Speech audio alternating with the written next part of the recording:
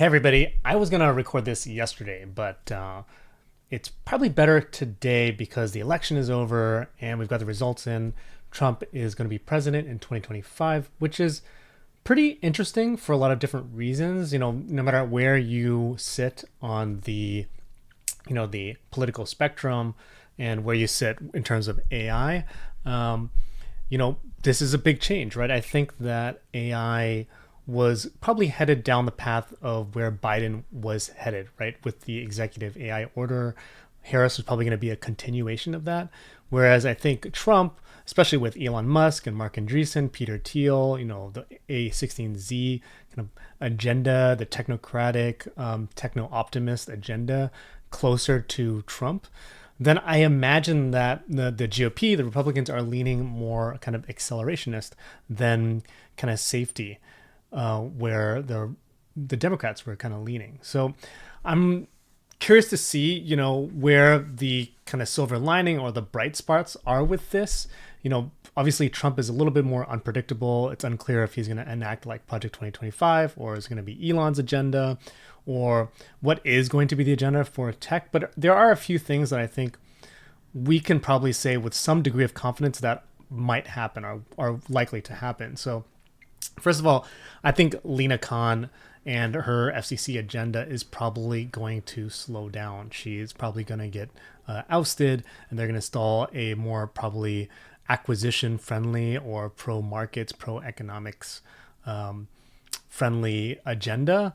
And as a result, I mean, Lena Khan, I think, was, her agenda blocked, Adobe acquiring Figma. I think the Microsoft and Blizzard, if I remember correctly, that deal was threatened by what the FCC wanted. So a lot of different deals, I think, were stymied by the FCC and by the Biden administration. And I think that had a downstream effect of causing, less liquidity to happen in tech, right? So like if startups are not being acquired, then that doesn't give them a lot of exit paths, right? They either have to hunker down, focus on revenue, which also influences to what degree can they spend on growth and to what degree can they get acquired, start new things, et cetera. So that ecosystem was kind of hampered by that, even though we did start to see some growth, significant growth, according to like Carta data and all other data sources that we were seeing in the last year, especially that, the investment market was picking up. I think that with Trump in the play, I imagine that acquisitions are, more have a higher potential. And so what does that mean? I think that right now we are in this kind of crazy arms race with AI where AI companies are spending a lot of money on models, and that does accrue to big tech, where only big tech can afford, the GPUs, the data, the scientists, and the energy to spend, to train these big models and to run these big models with multi-billion-dollar opportunities as well as spending, right? So I would imagine that what is going to happen here, instead of kind of everybody holding up and waiting for the liquidity markets to come, what we might end up seeing is more potential consolidation, right? Where right now we've got Google, Microsoft with OpenAI, we've got NVIDIA, Apple, Amazon, and all these major big tech players who now maybe will feel more emboldened to acquire these smaller AI startups, which have spent millions, if not multi-millions of dollars to train models, right? You've got everything from like Stability to Anthropic to OpenAI, the list goes on and on. Runway, Luma, everything in image generation, video generation, LLMs, agents, and all of that. This whole field maybe opens up to potential acquisition. So I wouldn't be surprised if in the next few years we start to see big tech start acquiring all these companies.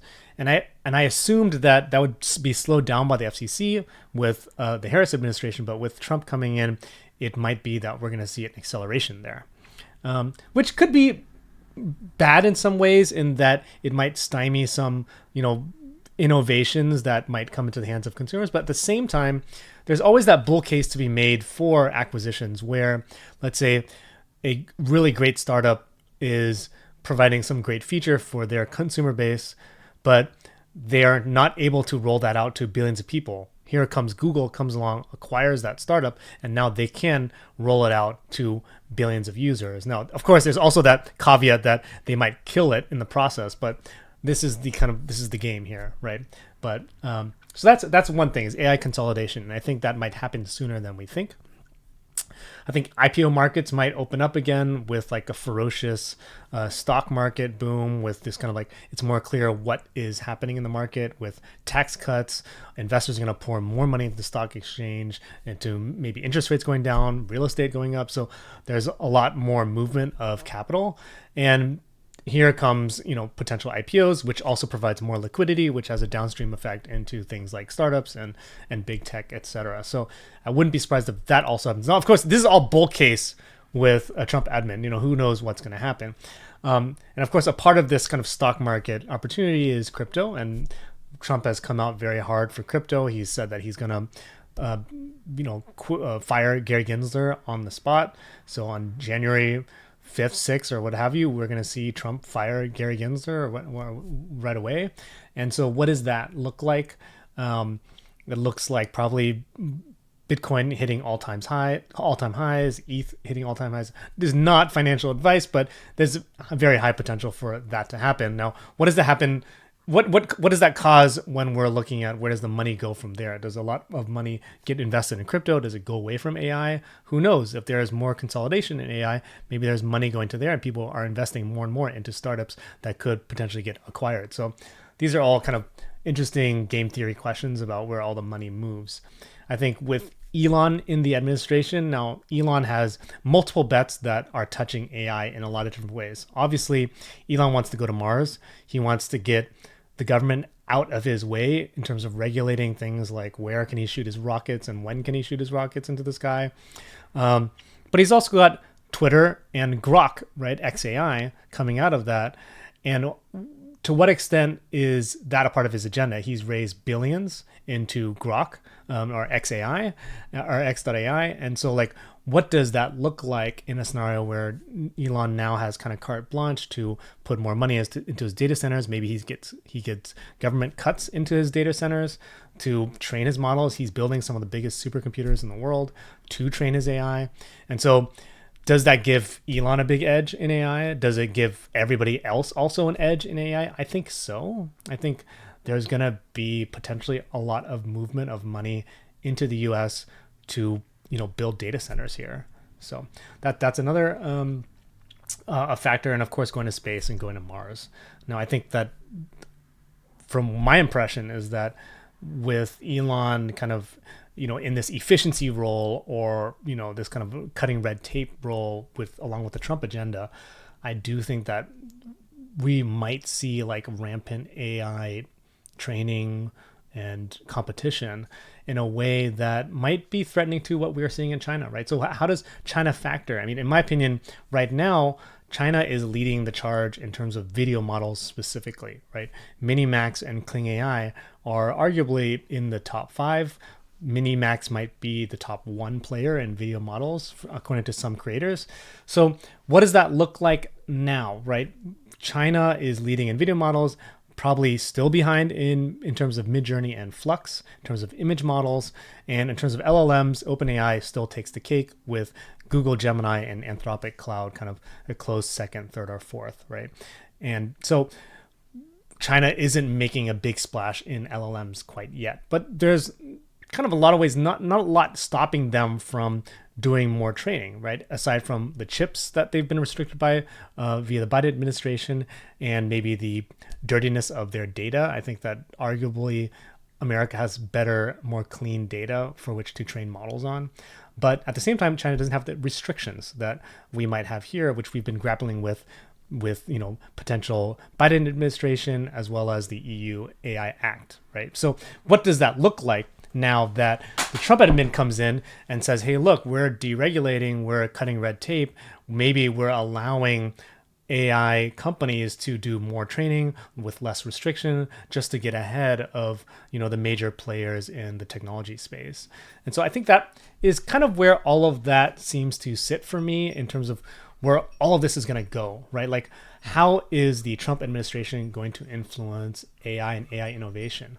And to me, like, maybe these are bull cases to be made for AI. Now, on the kind of the dark side, or the bear case to be made for the Trump admin and AI is, maybe safety becomes an issue. Maybe moving too fast, not, emphasizing regulation enough, causes some real scary things to happen. Like character.ai, it inadvertently caused a boy to shoot himself. I mean, there is this dilemma of like, why did the boy have the gun in the first place? But at the same time, like, he did have a conversation with an AI that did cause him to make an act, cause him to make a suicidal act, right? And so that's really sad and damaging. And what does this lead to? Right. And without regulation, how are we solving those kinds of problems? So that this is definitely a concern for me. And maybe the doomers in the AI space, the safety folks and the doomers and the decelerationist, maybe this becomes a larger movement. I wouldn't be surprised, right? With Hollywood and unions and, the port unions. So there's a large anti-AI, anti-automation kind of ideology or movement that's happening right now. Does that become more pronounced when the Trump admin allows for less regulation and faster accelerated innovation in the AI space? I think there's a very real potential of that. And there's a very real potential of these ideologies kind of evolving in ways that we didn't quite expect, when I think that with Biden and the EU kind of pushing forward a certain agenda, which was kind of slowing or attempting to slow down AI innovation, even though I think it's foolhardy. The Pandora's box has been opened, but I think that might have slowed it down, just the prospect of regulation. But now the prospect of deregulation might push things to a whole nother category of speed, innovation, complexity, and really, to me, fascination. So, I'll be watching on the sidelines, jumping in here. Maybe we'll do another, review in January just to talk about where it seems things are going. Because I wouldn't be surprised if during this lame duck phase that, the Trump administration starts to show what they might do. They might start outlining exactly what they're going to do. Elon might actually start outlining stuff, and, he wouldn't be able to help himself. So, anyway, I'm curious what all of you guys think about what's going to happen now with the Trump admin, with AI in particular. Curious what your thoughts are what could happen next, and what is the AI innovation space going to do? What are the startups and the big tech? How are they going to respond to a whole new world right around the corner? So, please like, comment, and subscribe, and let me know what you want to talk about in the next one. Thanks, guys.